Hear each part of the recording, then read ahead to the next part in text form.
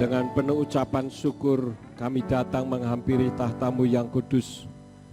Terima kasih untuk pemeliharaan Tuhan dari hari lepas hari, sehingga pada saat ini kami bisa datang menghampiri tahta-Mu yang kudus.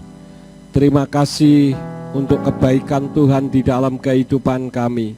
Kami telah memuji dan meninggikan nama-Mu, dan sekarang waktunya untuk kami mendengar isi hati Tuhan. Mari Roh Kudus urapi hamba-Mu, urapi setiap kami yang mendengar firman-Mu dengan urapan yang sama, agar firman yang ditaburkan dapat kami pahami dan kami mengerti di dalam kehidupan kami.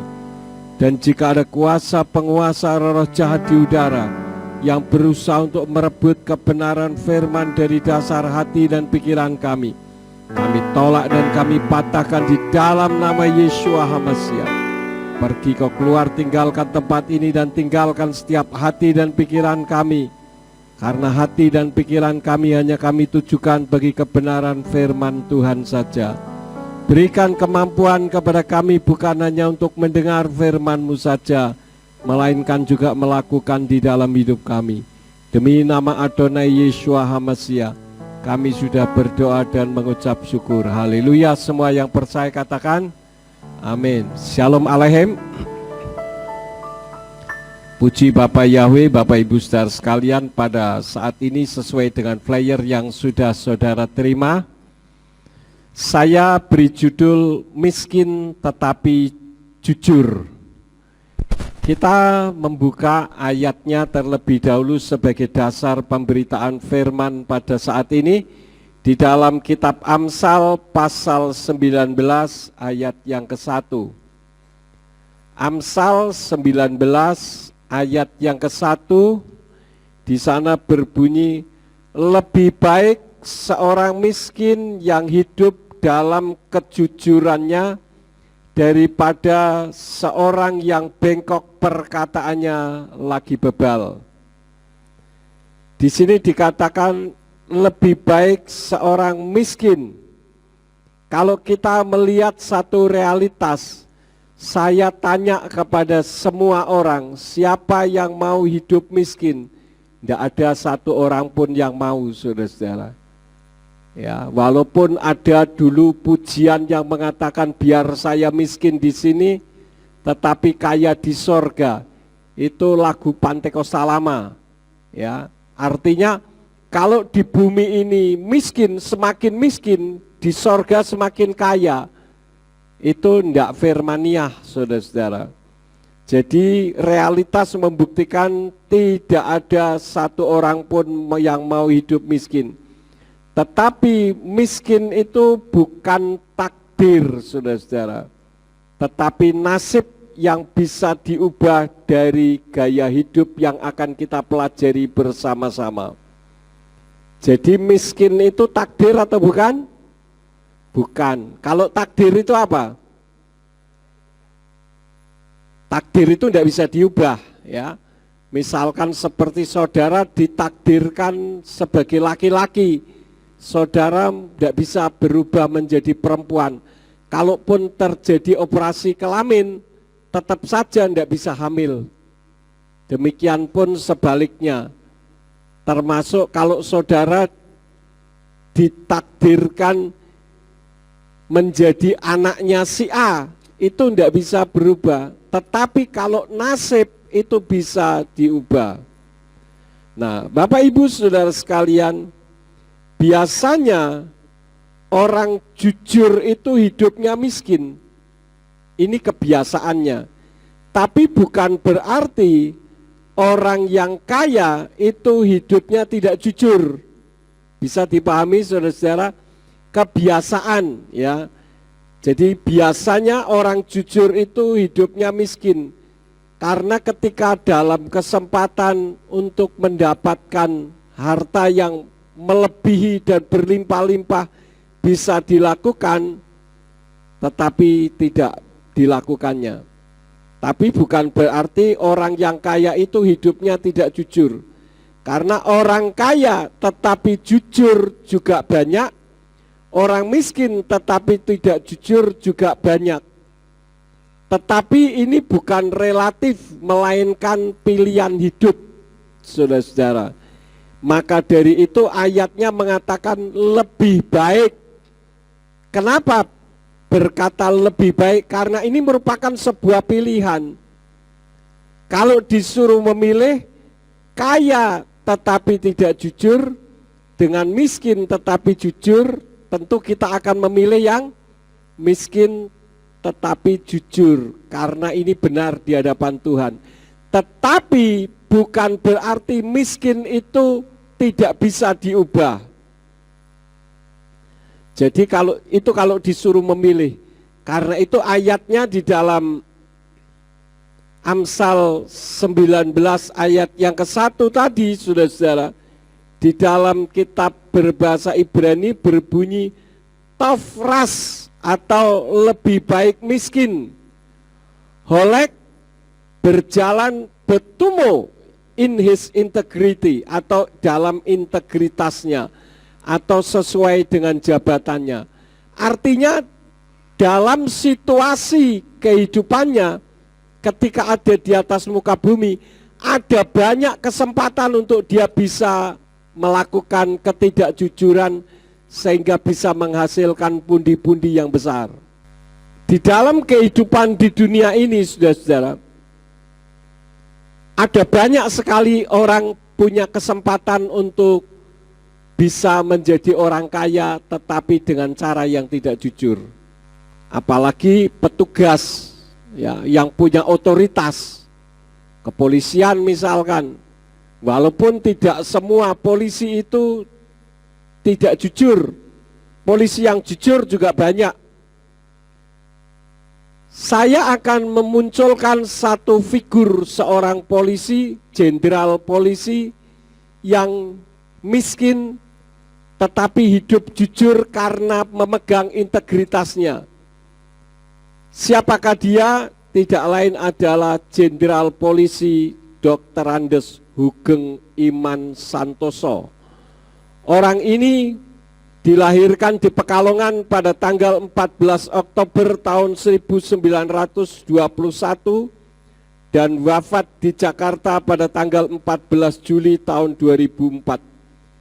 Orang ini terkenal dengan kejujurannya dan keberaniannya, karena dia pernah menjadi kepala polisi negara Republik Indonesia dari tahun 1968 sampai 1971.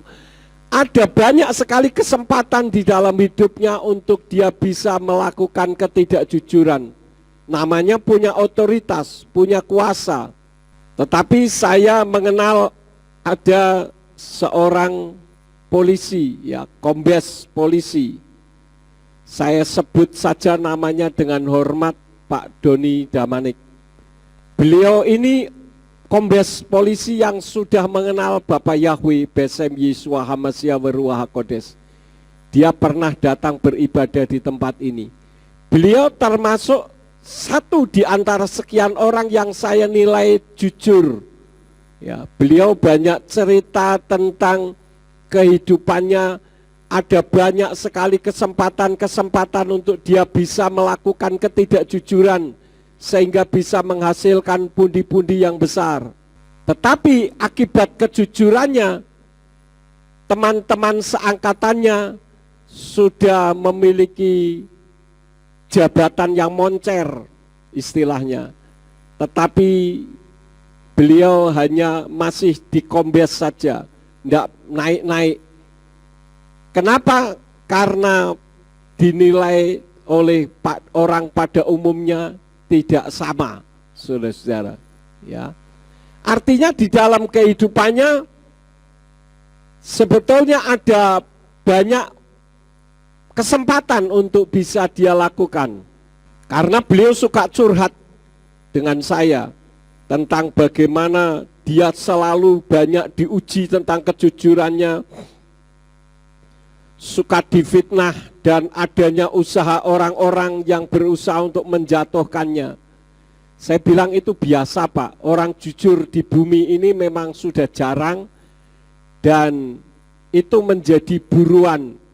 Orang jujur itu tidak disukai orang, saudara-saudara. Ya, kenapa? Karena dunia ini tidak jujur, sehingga berusaha untuk disingkirkan. Dan satu orang yang saya kenal lagi, almarhum Pak Pri, ya, suami dari Bu Christine. Beliau ini seorang jaksa. Ya mohon maaf, tidak semua memang, tapi jaksa, hakim, pengacara, polisi, ini jarang yang tidak punya duit, saudara-saudara. Pak Pri juga pernah cerita kepada saya bagaimana kesempatan-kesempatan yang banyak untuk dia bisa mendapatkan uang banyak dari jabatannya karena dia seorang jaksa. Apalagi zaman sekarang sudah bukan menjadi rahasia umum kalau adanya jual beli jabatan atau jual beli keputusan, apalagi di pengadilan. Kamu berani bayar mahal, kamu yang saya menangkan. Gak usah contoh jauh-jauh, orang tua saya sendiri ketika ada di daerah Pekalongan sana, saudara-saudara, punya rumah, punya sertifikat tanah, sebagian ditempati orang. Ketika akan ditempati sendiri, digugat. Yang tidak punya sertifikat bisa menang daripada orang yang punya sertifikat. Ini aneh tapi nyata, itulah hukum di Indonesia. Walaupun hakim yang jujur masih ada, tetapi relatif sangat sedikit. Ini sesuatu realitas dan bukan menjadi rahasia umum, saudara-saudara. Bahkan di tempat yang seharusnya terjadi pemberantasan korupsi, di situ menjadi sarang koruptor. Ini sudah bukan rahasia umum. Kalau orang tanya, Pak Yakob pintar ngomong seperti itu, bisa membuktikan tidak? Saya katakan tidak bisa. Loh kok ngomong? Karena saya tahu. Karena saya sudah berperkara berkali-kali. Dan ini memang suatu realitas kehidupan di negara kita, saudara-saudara. Apalagi yang sekarang sedang terjadi di tubuh Kepolisian Republik Indonesia. Banyak sekali dituding adanya ketidakjujuran di sana. Dari awal penyidikan semuanya sudah berbentuk rekayasa. Tetapi Tuhan menghendaki di dalam kehidupan kita supaya kita hidup di dalam kejujuran sesuai dengan integritas kita. Makanya ayatnya di sana dikatakan Tofras holek betumu, lebih baik miskin tetapi berjalan dalam integritasnya. Artinya di dalam integritas itu di dalam janji kita kepada Tuhan. Banyak orang bersumpah di bawah kitab suci, tetapi kenyataannya sumpah tinggal sumpah, janji tinggal janji, tetapi tidak ada realitasnya. Nah, Tuhan menghendaki supaya kita hidup sesuai dengan integritas kita atau janji kita. Nah, yang menjadi pertanyaan, apa janji atau integritas kita? Khususnya tentu kalau saya berbicara saudara sebagai jemaat, saya sebagai gembala. Kitab suci mengajarkan kepada kita bagaimana orang yang hidup sesuai dengan integritasnya dalam kapasitasnya sebagai jemaat. Di dalam Roma 8 ayat yang ke-14 dikatakan dari Indonesian Literal Translation, sebab siapa saja yang dipimpin oleh Roh Elohim, mereka adalah anak-anak Elohim. Nah, sekarang kalau integritasnya sudah seperti ini, coba kita tunjuk kepada diri kita sendiri, apakah itu sesuai dengan integritas yang kita jalani di dalam kehidupan kita, atau hanya sekedar janji, saudara-saudara. Orang yang hidup sesuai dengan integritasnya sebagai seorang jemaat Tuhan, maka kita akan hidup dipimpin oleh Roh Tuhan.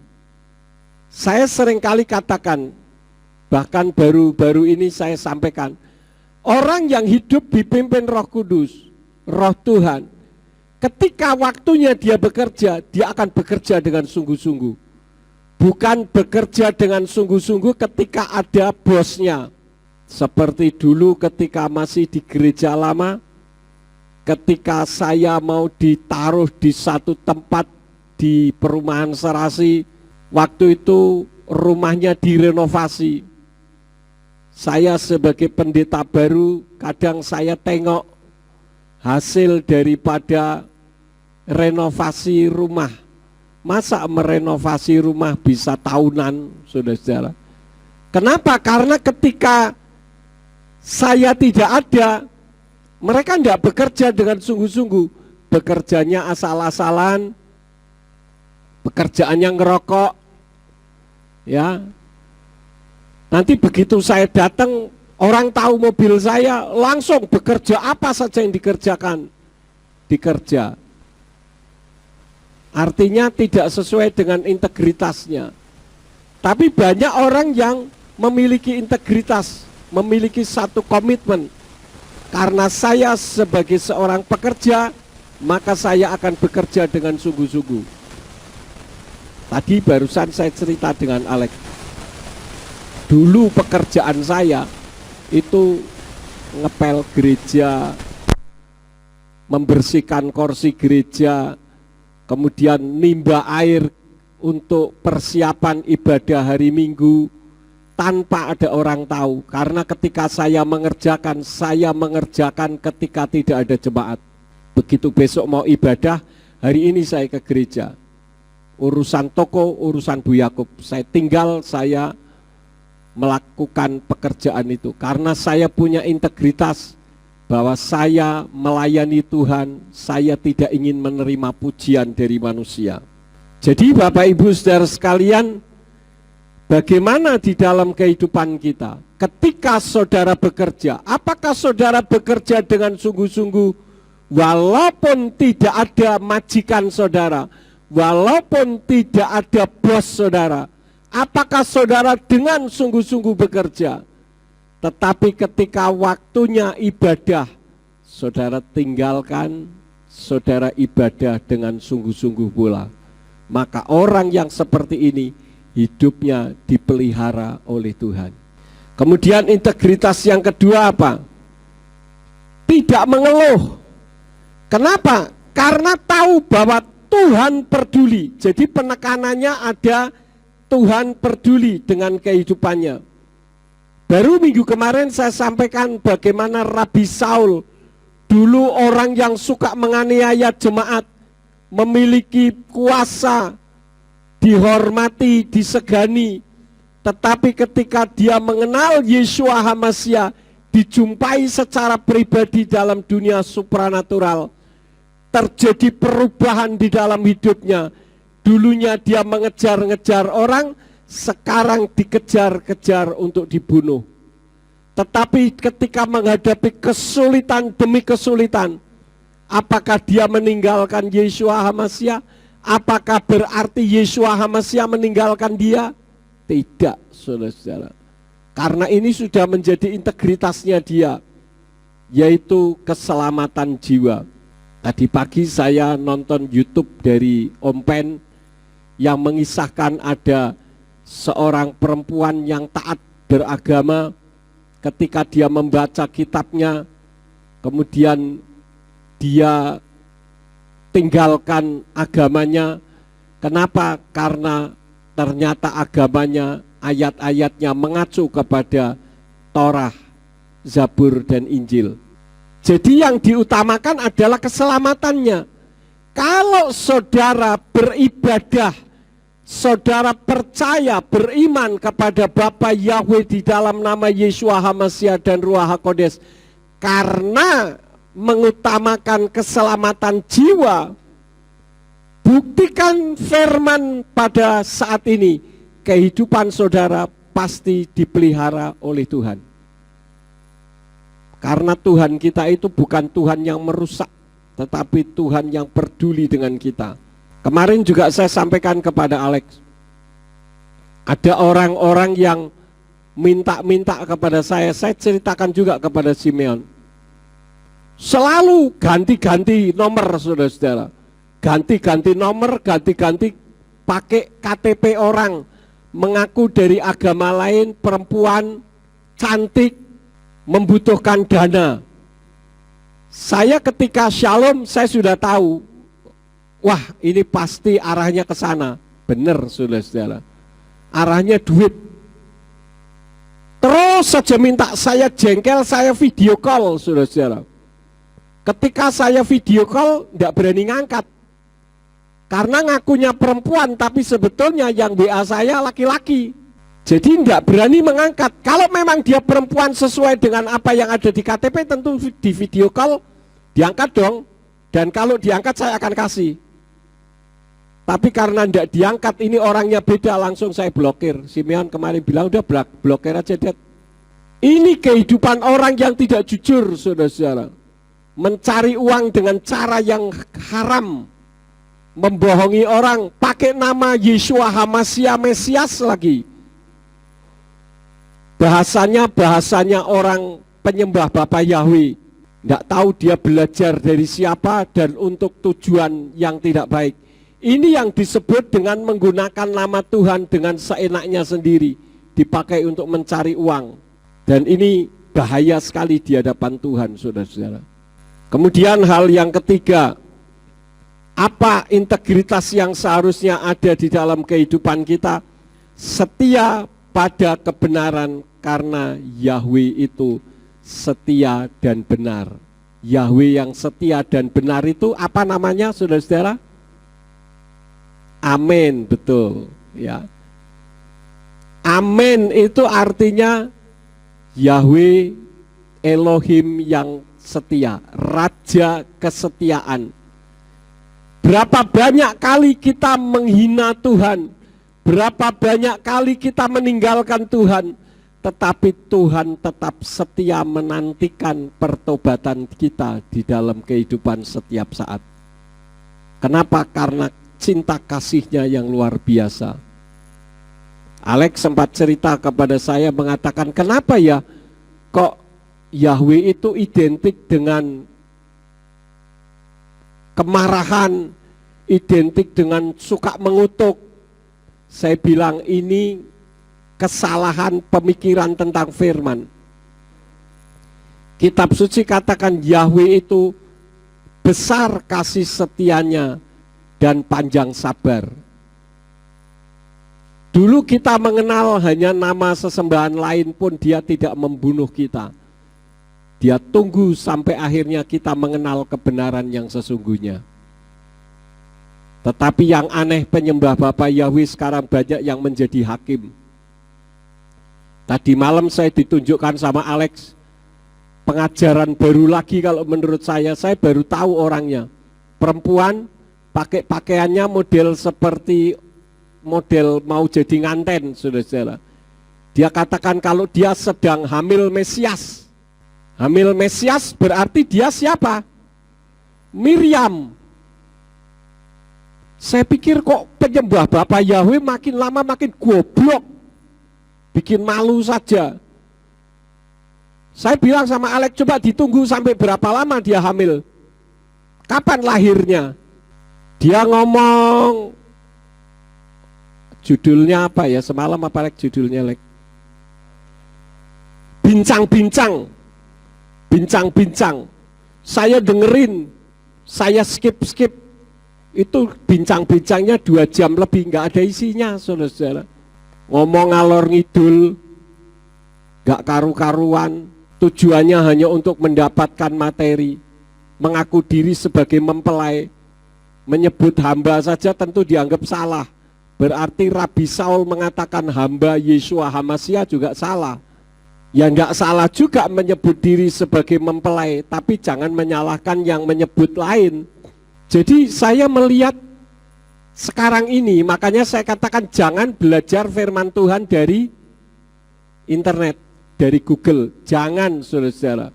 Karena internet ini isinya aneh-aneh, enggak karu-karuan. Masa dia mengaku sebagai mempelai Hamasia tapi dia hamil Hamasia. Nah ini kan aneh. Bisa saudara pahami enggak ini?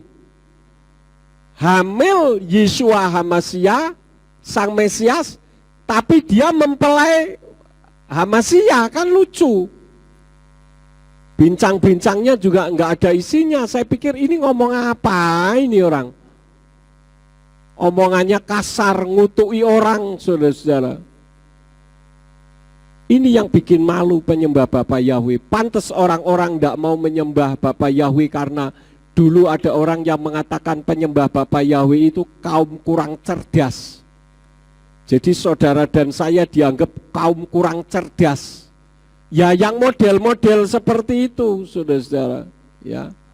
Tetapi firman Elohim mengajar kepada kita, mari kita belajar untuk memiliki integritas setia pada kebenaran karena Yahweh itu Raja setia dan Dia kebenaran di dalam hidup kita.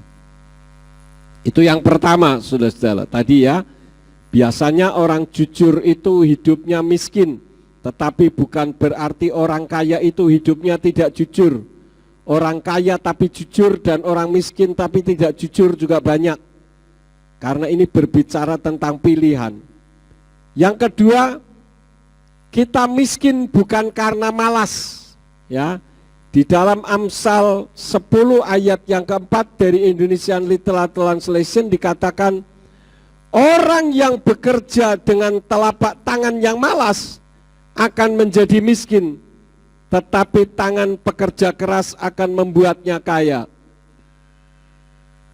Banyak orang ingin diberkati secara materi, tapi prinsip-prinsip bagaimana supaya hidup diberkati tidak dilakukan di dalam kehidupannya. Nah ini yang membuat kita selalu hidup di dalam kemiskinan secara materi.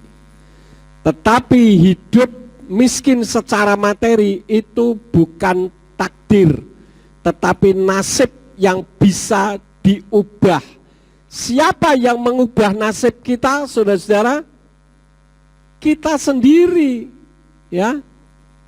Nah, untuk diberkati secara materi, apa yang harus kita lakukan? Ada 3 hal penting. Yang pertama, jangan takut gagal. Orang yang takut pada kegagalan pada hakikatnya sedang takut pada bayangannya sendiri. Kalau saudara gagal, jangan putus asa. Anggap saja kegagalan itu merupakan keberhasilan yang tertunda. Kita malam-malam bisa terang karena adanya bohlam lampu, adanya neon, ada yang berwarna-warni dan sebagainya. Itu diawali oleh percobaan yang dilakukan oleh Thomas Alva Edison, pencipta bohlam lampu, orang Yahudi. Nah, Thomas Alva Edison ini dalam sejarah kehidupannya itu ratusan kali mengalami kegagalan untuk menciptakan bohlam lampu, tetapi dia tidak pernah menyerah. Dia terus memiliki teori ketika terjadi kegagalan. Kegagalan itu dijadikannya sebagai guru yang baik, sehingga tidak mengulang kegagalan yang sama. Orang yang tidak berani bereksperimen, ini orang yang tidak punya inovasi. Pikirannya kurang smart, karena tidak berani mengambil langkah. Belum apa-apa, nanti kalau saya melangkah gagal, uang saya habis. Jadi dibayang-bayangi oleh ketakutannya sendiri. Padahal belum tentu kalau melakukan berarti gagal. Bisa dipahami saudara-saudara? Lebih baik coba. Asal sesuai dengan firman Tuhan. Jika dicoba gagal, bangkit lagi. Gagal 7 kali, bangkit 8 kali. Karena kita selalu leading, selalu menang di dalam kebangkitan. Berapa banyak kali dialami kehidupannya yang penuh dengan secara materi adalah kegagalan yang dialami oleh Rabi Saul, tetapi dia tidak pernah mundur selangkah pun di dalam mengiring kepada Yeshua HaMashiach. Jadi yang pertama, jangan takut gagal. Yang kedua, belajar dari kegagalan untuk mencari celah di mana penyebab kegagalannya. Ini yang dilakukan oleh Thomas Alva Edison. Sehingga kita malam-malam bisa menikmati lampu berwarna-warni. Itu diawali dari pemikiran seorang Yahudi yang bernama Thomas Alva Edison, yang mengalami berkali-kali, ratusan kali kegagalan, tetapi dia tidak pernah menyerah. Kemudian hal yang ketiga, berani berkorban. Artinya apa? Berani untuk mencoba, ya. Seperti contohnya Yayasan Surya Gerisim. Apakah Yayasan Surya Gerisim ini tidak merupakan satu langkah berani untuk mencoba? Belum ada apa-apa, belum ada siapa-siapa, sudah berani membuat yayasan, mau membuat sekolahan, dan sekarang sudah dibentuk. Muridnya pun baru 1-2, tetapi berani melangkah. Simeon dengan Elvina, dengan pekerjaan yang sudah menetap, mereka berani tinggalkan. Doma yang punya pekerjaan juga sudah bagus di Semarang, berani meninggalkan untuk mendukung Surya Gerisim. Saya yang meninggalkan toko. Tadi Alek barusan tanya kepada saya, Pak, ketika Bapak meninggalkan toko, apakah uangnya dibawa? Istilahnya begitu ya, Alek ya. Ya enggak dibawa lah, kalau dibawa artinya saya enggak meninggalkan toko.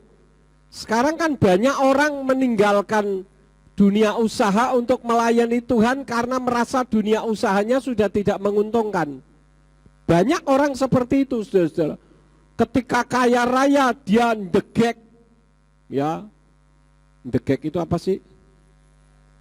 Tegak gitu ya, membusungkan dada, menyombongkan diri, nggak noleh kanan, noleh kiri, mendangak kepalanya, mendongak ke atas. Disuruh melayani pekerjaan Tuhan, nggak mau.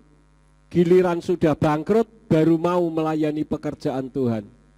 Itu yang paling banyak. Saya menjadi gembala, saya menjadi pendeta, bukan karena saya hidup miskin, saudara-saudara. Bu Yakob itu nggak pernah kenal yang namanya miskin, itu nggak pernah kenal. Saya sudah pernah ceritakan kan, pacaran yang ngitung duit. Dulu waktu pertama kali ke Ambarawa kan beliau juga tidak mau, saudara-saudara. Kenapa? Karena jadi pendeta itu identik dengan kemiskinan. Semakin miskin berarti semakin rohani. Jadi pendeta mau makan apa? Makan batu, kerikil pun tidak pernah saya masuk ke mulut saya, saudara-saudara. Kecuali masih makan, tiba-tiba ada kerikil kecil mak peletuk di gigi, itu lain perkara ya. Tapi Tuhan tidak pernah meninggalkan saya sehingga saya hidup berkekurangan. Kenapa saya? Karena saya mengandalkan Tuhan, depend on Yahweh, bergantung mutlak kepada Yahweh. Kalau sesuai dengan lagu yang ada di Radio Surya Kebenaran, apa judulnya? Gandol Gusti. Jadi jangan saudara suka nyanyi gandol Gusti, tapi nggak pernah gandol Gusti. Ya, ini yang harus kita pegang, saudara-saudara. Jadi Bapak Ibu saudara sekalian, berani berkorban. Kenapa berani berkorban? Karena imannya menyatakan Tuhan pasti menyertai. Memang saya tidak menyalahkan karena orang imannya berbeda-beda. Terkadang ketika kita mengalami permasalahan di bidang keuangan, kita toleh kanan, toleh kiri, tetapi kita tidak mendongak ke atas tempat di mana Bapa Yahweh bersemayam. Kalau kita memiliki iman, dalam kesulitan apapun, Bapa Yahweh pasti tidak akan membiarkan saya mati kelaparan. dia tidak akan membuat saudara mati kelaparan. Ini saya buktikan sendiri loh saudara-saudara. Apalagi kalau musim durian, saya gemar durian. Mau beli, polisinya bilang jangan, nanti kolesterol katanya. Tapi Tuhan tahu hati saya. Ada orang yang kirim durian. Nah kalau orang kirim durian kan enggak boleh ditolak saudara-saudara ya. Jadi polisinya cuma nonton doang. Kenapa? Ya. Yang pasti kita harus memiliki iman bahwa Tuhan memelihara kita. Pasti Tuhan memelihara. Terkadang iman kita yang maju mundur saudara-saudara. Memang saya akui iman itu perlu belajar ya. Iman itu perlu belajar. Tetapi kalau saudara memiliki iman yang teguh, buktikan firman Tuhan, saudara tidak akan kekurangan. Orang jujur itu hidupnya tenang, saudara-saudara, ya. Hati nuraninya tidak menuduh. Bagaimana kalau orang hidup tapi hati nuraninya terus menuduh? Rasanya tidak enak loh, saudara-saudara.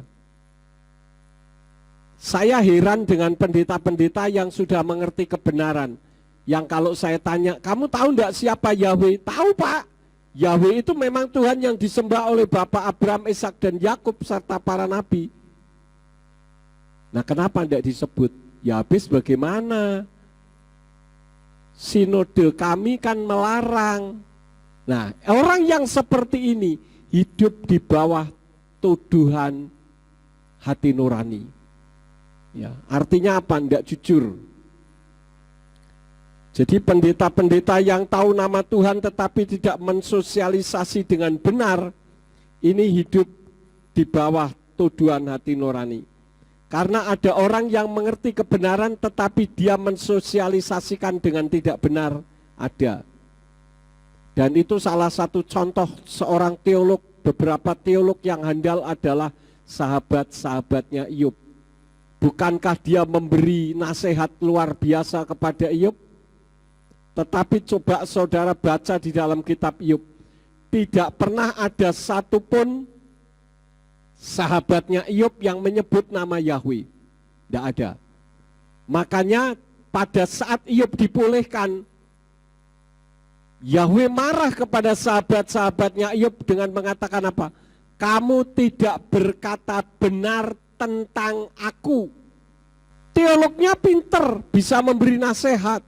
Bukankah para teolog-teolog di Indonesia handal, titelnya berderet-deret, tetapi untuk membedakan masalah nama, sebutan, bahasa, dan budaya saja tidak bisa, saudara-saudara. Bisa tetapi tidak mau, tidak berani, takut dipecat. Karena kalau dipecat berarti hancurlah perutnya. Jadi orang yang hidup dengan hati nurani yang menuduh itu berarti dia tidak jujur. Kemudian yang kedua, orang jujur itu hidupnya tenang karena tidak takut adanya audit keuangan maupun audit kehidupan. Tidak masalah, saudara-saudara. Orang boleh mengaudit saya. Dulu saya dituduh korupsi uang gereja. Saya dipanggil ke Polsek. Saya bilang bagaimana mungkin saya korupsi uang gereja, wong saya tidak pernah jadi bendahara dan saya tidak pernah pegang uang. Tiap bulan saya diberi, saya terima, tidak diberi, saya tidak minta. Sampai terakhir 3 bulan sebelum saya disingkirkan, hak-hak saya tidak diberikan pun saya tidak minta. Saya disidik polisi, saudara-saudara. Saya masih ingat Kapolseknya Pak Ida Sartono, saya masih ingat zaman itu. Sekarang pasti jabatannya sudah lebih tinggi. Saya disidik, dikatakan Pak Pendeta beli rumah itu uang dari mana? Kalau pergi keluar kota uang dari mana? Saya bilang tanya saja sama developernya. Itu uangnya dapat dari mana? Apakah saya yang bayar? Apakah karena saya korupsi? Saya tidak akan lari kemana-mana. Kalau saya korupsi silakan saya ditangkap. Akhirnya saya dilepaskan Dan terakhir, saya harus menderita selama 3 bulan dengan mengatakan, Pak Pendeta, karena saya dipanggil untuk yang kedua kalinya, 2 atau yang ketiga kalinya, Pak Pendeta sudah saya sidik dan Pak Pendeta tidak salah. Tetapi tolong Bapak jangan memberitakan nama Yahweh apa-apa itu namanya Pak. Karena teman Bapak di Jakarta membawa kasus ini ke Mabes Polri. Jadi kalau Pak Pendeta memberitakan nama Yahweh, demi jabatan saya akan ambil Bapak. Itu membuat saya menderita. 3 bulan saya bungkam mulut saya, tidak bicara soal Yahweh. Tapi ketika 3 bulan suasana sudah kondusif, saya kembali memberitakan. Karena itu panggilan hati nurani saya yang tidak mau membohongin jemaat. Walaupun banyak jemaat yang senang dibohongin oleh pendetanya. Orang yang jujur itu hidupnya tenang, berani terbuka apa adanya. Yang ketiga, kalau pensiun dapat menikmati hidup dengan penuh kedamaian. Tidak takut sewaktu-waktu ada orang KPK datang. Karena hidupnya jujur, saudara-saudara. Ini adalah keuntungan orang yang jujur, hidupnya tenang. Dan yang ketiga, saya sampaikan ada 8 penyebab kemiskinan. Walaupun sebetulnya ada banyak, tetapi saya sampaikan 8 saja. Kalau saudara ingin diberkati secara materi, tinggal dibalik saja. Yang pertama, orang yang menyebabkan hidup miskin karena tidak punya visi dan tidak punya misi. Tidak ada perencanaan masa depan.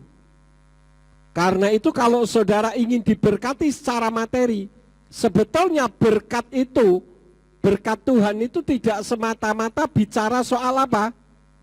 Uang, soal materi, bukan. Saudara sehat itu berkat yang luar biasa loh, saudara-saudara. Saya sudah sering bersaksi dulu waktu saya di Singapura, angkat tangan begini aja tidak bisa. Lemesnya setengah mati. Ketika saudara bangun tidur membuka mata dan saudara masih ada di ruangan saudara, itu patut disyukuri, artinya saudara masih hidup. Masih diberi kesempatan. Kecuali ketika saudara membuka mata ternyata yang ada di depan saudara malaikat. Berarti saudara sudah game over dari bumi ini. Jadi kalau saudara ingin diberkati, rancang visi dan misi. Kitab suci katakan apa? 2-3 orang berkumpul dalam namaku dengan sehati, maka aku ada di tengah-tengah mereka. Dia tahu menjadi kebutuhan kita itu apa. Ini artinya apa? Adanya kesehatian di dalam kehidupan keluarga. Suami, istri, anak, orang tua, mertua. Kalau ini bisa menyatu, saudara-saudara, luar biasa. Karena kitab suci katakan ketika terjadi pembangunan Menara Babel, dikatakan mereka satu bahasa dan satu logatnya. Sejak itu apa saja yang menjadi keinginan mereka tidak ada yang tidak terlaksana. Ini adalah kuasa otoritas dari persatuan dan kesatuan. Karena Bapa, Putra, dan Ruach HaKodes itu merupakan satu kesatuan. Echad, satu adanya. Jadi saudara harus punya visi ke depan. Jangan saudara pikir gereja ini tidak punya visi. Saya sudah mikirkan 10 tahun, 15 tahun ke depan gereja kita itu seperti apa. Ini harus ada, saudara-saudara. Perusahaan yang tidak punya visi dan punya misi itu tidak akan maju. Demikian pula dengan kehidupan saudara. Visi dan misi, yaitu adanya manajemen keluarga, manajemen kehidupan, itu sama saja dengan mata kita. Jadi ibarat kita jalan, kita tahu sekarang ini saya ada di mana. Saudara punya perusahaan, saudara punya usaha, harus ada visi dan misi. Sehingga saudara akan mengalami kemajuan. Itu yang pertama, punya perencanaan masa depan. Yang kedua, gaya hidup yang tidak sesuai dengan honornya. Pikirnya kalau memiliki barang-barang branded, barang-barang bermerek itu gagah, saudara-saudara. Padahal orang itu melihat dari status sosialnya. Misalkan saya pakai arloji Rolex, ada pengusaha besar pakai arloji Rolex tapi KW. Arloji Rolex saya atau arloji Rolexnya pengusaha itu yang dianggap KW? Tentu saya. Walaupun arloji Rolex yang saya punya adalah arloji Rolex yang asli, sedangkan yang dipakai oleh pengusaha itu yang KW. Tetapi orang akan berpikir bahwa yang dipakai pengusaha itu yang asli, yang dipakai Pak Yakub yang KW. Bisa dipahami, saudara? Karena orang melihat dari status kehidupan. Bayangkan ada baju merek Louis Vuitton, itu harganya jutaan, saudara-saudara. Cuma baju satu lembar baju ini loh, yang merek Louis Vuitton itu harganya jutaan. Belum tas Hermes, itu bisa sampai ratusan juta. Memang kalau jatuh bunyi ratusan juta. Jatuh di pinggir jalan juga tidak ada orang ambil. Apalagi saya melihat tas-tas yang mahal branded begitu, saudara bisa surfing di internet, bentuknya aneh-aneh dan tidak bagus. Tapi jadi kebanggaan kalau jalan megal-megal. Seperti beberapa tahun yang lalu sebelum pandemi, adanya istri-istri orang anggota DPRD yang sangat amat terlalu terhormat pada mejeng di sosmed ketika pergi ke Jepang pada beli tas bermerek semuanya. Ini tanpa disadari sebetulnya sedang melukai hati masyarakat. Mengakunya wakil rakyat, tetapi mewakili rakyat. Hidup mewah, dia yang mewakili rakyat biar menderita. Jadi visi dan misinya sudah rusak kebanyakan, saudara-saudara. Karena itu mana berani Indonesia mengeterapkan hukuman mati bagi koruptor, bisa habis. Di China tidak peduli, saudara-saudara, mau perempuan mau laki-laki, ketahuan korupsi, langsung di belakangnya dikasih tanda ini koruptor, dijejer, ditembak kepalanya satu-satu. Makanya negara China sekarang menjadi negara yang hebat, Amerika pun kalah, saudara-saudara. Coba saudara bisa masuk di YouTube, saudara ketik vlognya jalan-jalan di China. Wih, ngeri sekali, sudah seperti di Las Vegas. Amerika kalah, saudara-saudara.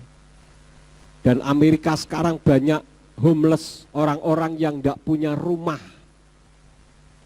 Hidupnya susah. Di San Francisco itu banyak sekali orang-orang pada kemah di pinggir jalan karena rumahnya ya kemah itu. Hidup susah mereka.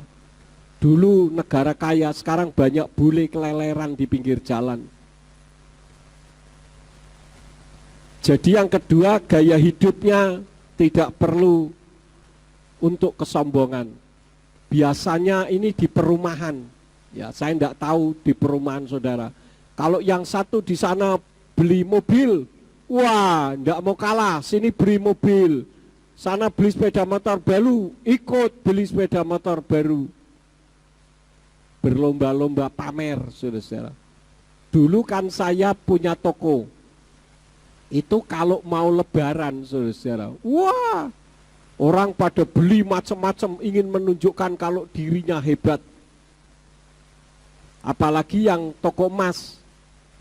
Kalau mau lebaran, wah, emas pating gerandul di tangan, di leher, di mana semuanya. Nanti giliran sudah lebaran, kenapa, saudara-saudara? Dijual lagi. Jadi untuk pamer, jalannya pun tangannya ngempleh-ngempleh. Ya. Lehernya pun gini-gini, biar orang tahu. Halo ya. Nanti kalau ngomong saudara-saudara, di sini banyak perlop-kerlop gitu ya. hanya ingin menunjukkan saya ini loh orang hebat. Kemarin saya sempat nonton di YouTube, ada orang dari Pontianak, namanya siapa saya lupa, emasnya dipakai 1,5 kilo, saudara-saudara. Dipakai semua, tak pikir ini orang sudah otaknya enteng. Dipakai semua, saudara-saudara. Ya lucu. Jalan-jalan pakainya kaos singlet, celana pendek. Memang kadang orang kaya begitu, saudara-saudara, ya. Hidupnya susah, kaki jadi tangan, tangan jadi kaki. Tidak pernah hidup pakai jas pun, tidak pernah. Masih mending saya pakai jas. Itu pakainya dulu di Comal itu ada orang kaya, saingannya mamanya Bu Yakub. Itu kalau kerja mati-matian, kaosnya singlet yang pada bolong, saudara-saudara. Celananya pakai karung gandum, dibuat dari kantong gandum. Bayangkan, saudara-saudara, orang kaya. Pernah saya waktu ke tempat Bu Yakub disuruh beli beras, 1 kintal beras, 1 gula itu. Ya, saya datang ke tempat orang kaya di sana, ngitung duit sambil merem. Matanya merem, saudara, tapi tangannya uil. Waduh, tak pikir ini bagaimana orang bisa menikmati kehidupan dengan baik. Waktunya tidur, tidak bisa tidur. Waktunya cari duit, ngantuk-ngantuk. Jadi gaya hidup itu tidak perlu ditunjuk-tunjukkan. Yang ketiga, tidak tahu prioritas. Jadi yang tidak penting dipentingkan. Kita hidup ini kan ada manajemen kehidupan.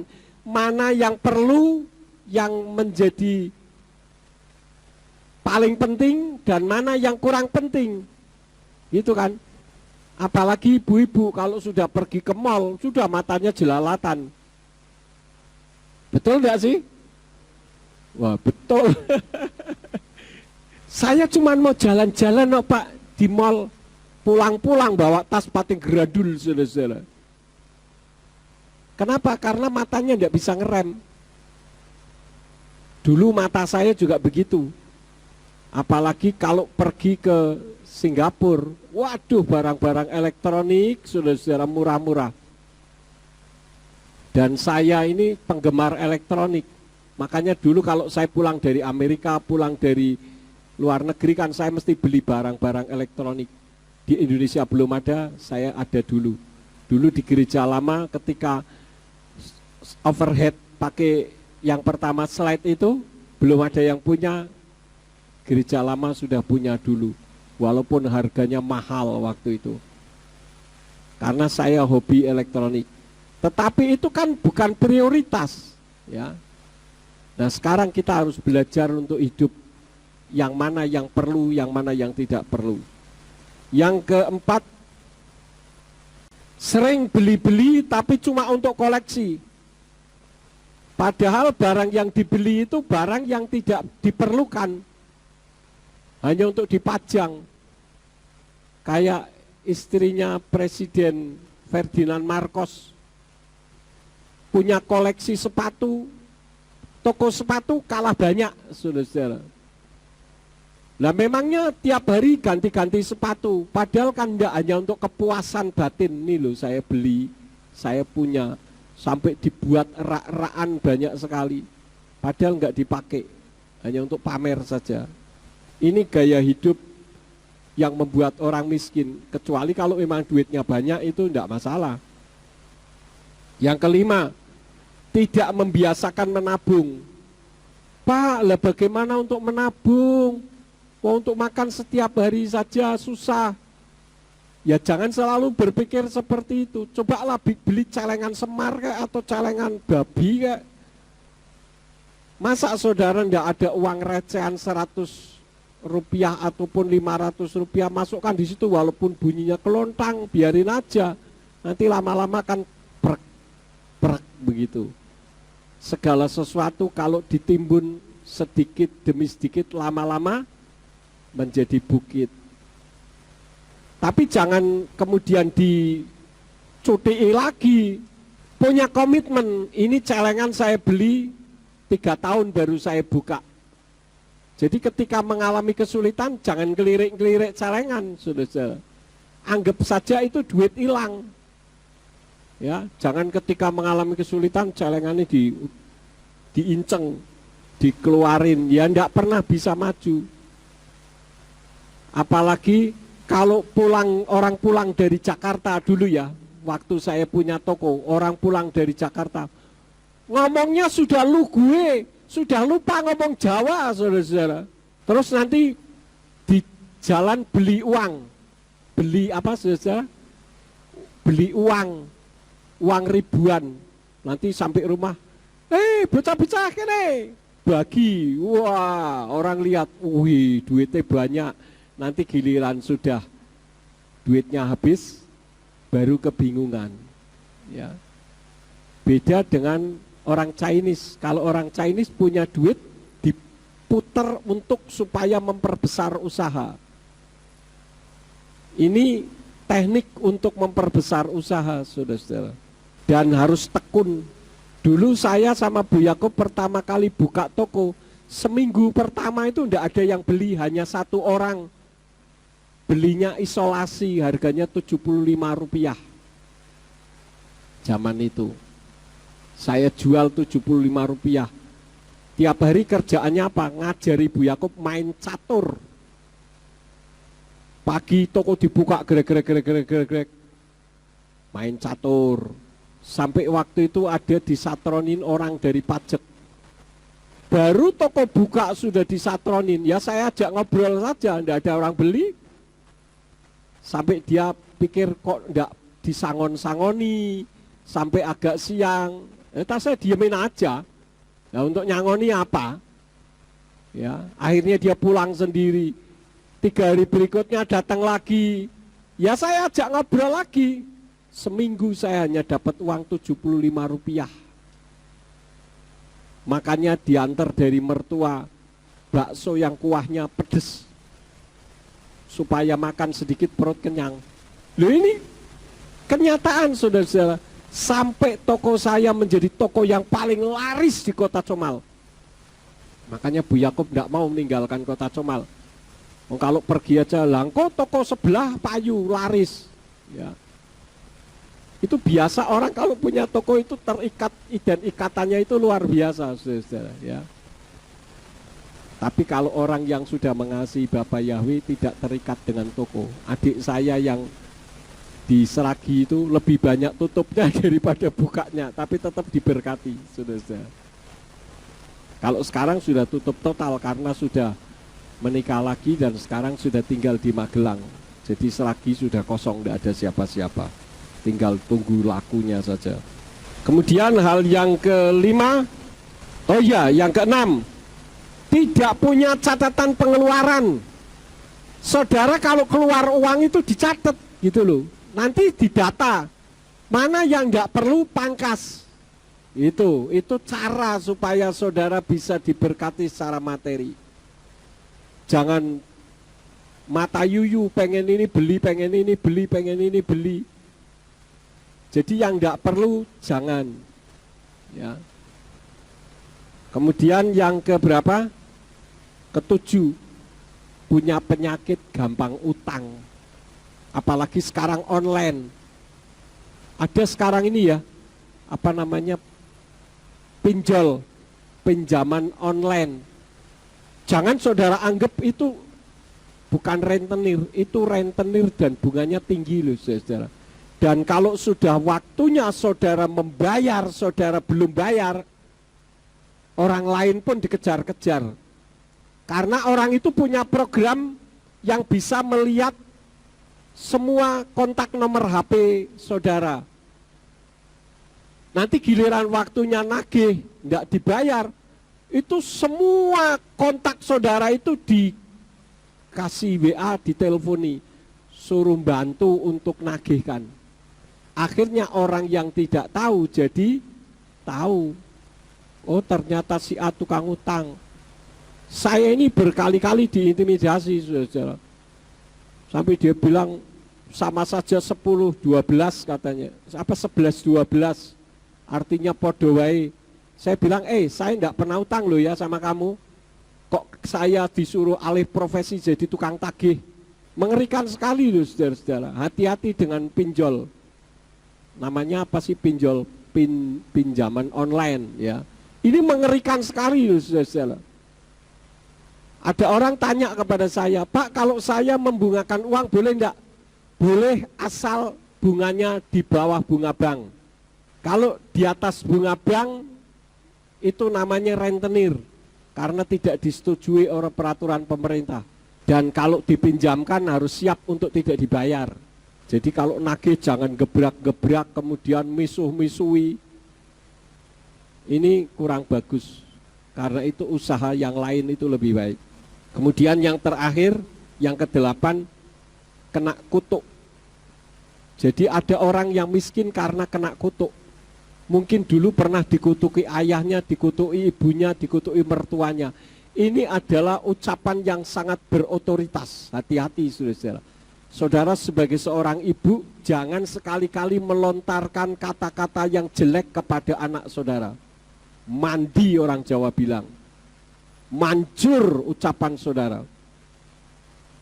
Dulu ada keluarga kakek saya, keturunan Belanda, hidupnya susah sekali. Karena apa? Dikutuki. Karena anak ini nakal, sehingga dikatakan besok ya kamu hidupnya keleleran. Betul, hidupnya keleleran saudara-saudara. Karena itu hati-hati.